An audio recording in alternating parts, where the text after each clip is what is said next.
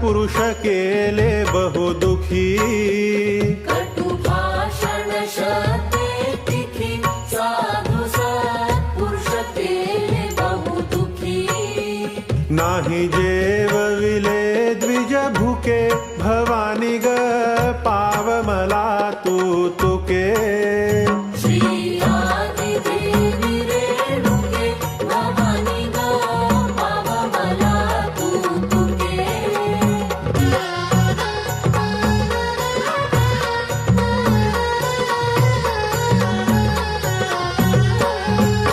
ऐसे मी अघकर करू त्रासलो